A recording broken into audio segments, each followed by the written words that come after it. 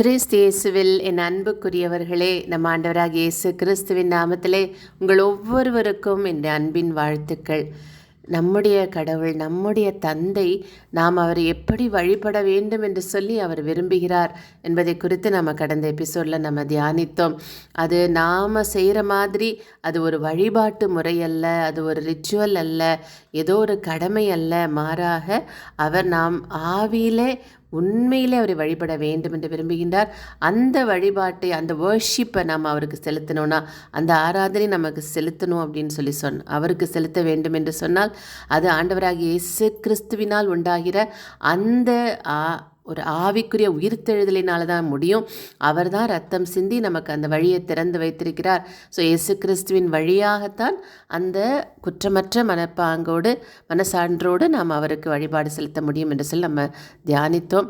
இதை நீங்கள் திரும்ப திரும்ப தியானித்து உங்கள் குடும்பத்தோடு பகிர்ந்து கொள்ளுங்கள். தொடர்ந்து பேசுவோம். இன்றைக்கி நம்ம ஒரு வசனத்தை எடுத்து வாசிப்போம். எசேயா புத்தகம் 29வது அதிகாரம் 13வது இறைவார்த்தை. பைபிள் எடுத்து வச்சுக்கோங்க.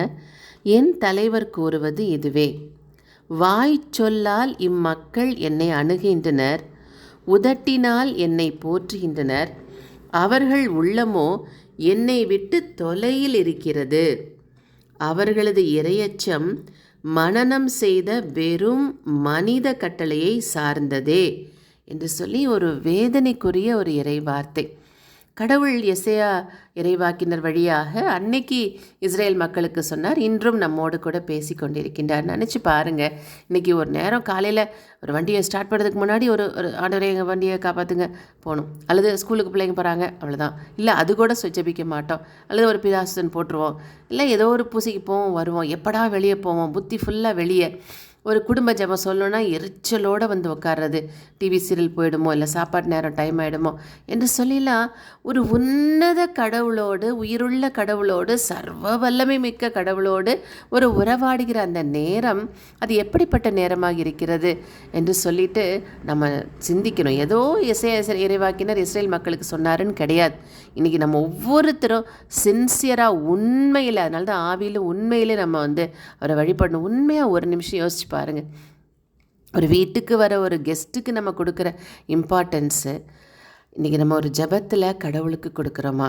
அதனால தான் ஒரு சிலர், என் தலைவர் சொல்கிறாரு, வாய் சொல்லு தான் இருக்குது. ஒரு அருள் மாதிரியே ஒரு 10 அருள் மாதிரியே சொல்லிட்டேன், இல்லை இப்போ புதுசாக சொல்லிட்டேன், ஒரு 20 விசுவாச பிரமாணம் சொல்லிட்டேன், ஒரு 30 ஜெபமாலை சொல்லிட்டேன், ஏதோ இல்லை இந்த வசனத்தை வாசித்து முடித்தேன், டெய்லி 23 சங்கீதம் வாசிச்சிருவேன், 91 சங்கீதம் வாசிச்சிருவேன். இருக்கட்டும், அதில் எந்த அளவு நீங்கள் உங்கள் ஆவியில், உங்கள் விருப்பத்தில் நீங்கள் அதை செய்கிறீங்க? இல்லை வாய் சொல்லால் தான் அணுகிறோமா? ஏன்னா இதெல்லாம் ஒரு கடமை. இதை செஞ்சுட்டா நல்லது நடக்கும், இதை சொல்லிட்டா நல்லது நடக்கும், ஒரு பூசைக்கு போயிட்டா நல்லது நடக்கும், இல்லை ஒரு இதை பூசை எழுதி வச்சுட்டா நல்லது நடக்கும் அப்படின்னு சொல்லி ஒரு கடமையாக செய்கிறோமா? இல்லை ஒரு உயிருள்ள கடவுள், ஒரு உணர்வுள்ள கடவுள், ஒரு அன்பே உருவான கடவுளை நம்ம அணுகிறோம். அதுதான் ஜெபம், அவருக்கும் எனக்கும் உள்ள உறவின் நேரம் அது அப்படின்னு சொல்லி ஒரு உணர்வோடு நம்ம அணுகிறோமா? உதட்டினால் என்னை போற்றுகின்றனால் அவருடைய உள்ளமோ என்னை விட்டு வெகு தொலைவில் இருக்குது. கடவுள் மேலே பயம், தெய்வ பயம்னு சொல்கிறோம், ஆனால் அந்த பயம் எப்படிப்பட்டதாக இருக்கா? வெறும் மனப்பாடத்தில் சொல்லக்கூடிய, அது வெறும் கட்டளையை சார்ந்ததாக இருக்குது அப்படிங்கிறார். ஒரு கட்டளைக்காக, இது ஒரு கமாண்ட்மெண்ட் அப்படிங்கிறதுக்காக ஒரு மனப்பாடம் செஞ்ச ஒரு காரியமாக தான் இருக்கே தவிர, அந்த அவங்களுடைய ஜெபமும் அவருடைய இறையச்சமும் அதில் ஒரு அன்பில்லை அப்படின்னு சொல்லி சொல்கிறார். உண்மையில் எவ்வளோ வேதனைக்குரிய விஷயம் பாருங்களேன். கடவுள் நம்ம இடத்து சொல்கிறார், because these people draw near with their mouths and honour me with their lips while their hearts are far from me and their worship of me is a human commandment learned by rote. மனப்பாடம் செஞ்ச ஒரு கட்டளையாக தான் அதை அவங்க கடைப்பிடிச்சிட்ருக்காங்க அப்படிங்கிறாங்க. இன்றைக்கி நாளில் இன்னொரு வார்த்தையோடு நான் முடிக்கிறேன். அதை தயவு செய்து இந்த 2 இறை வார்த்தைகளையும் நீங்கள் தியானிங்க.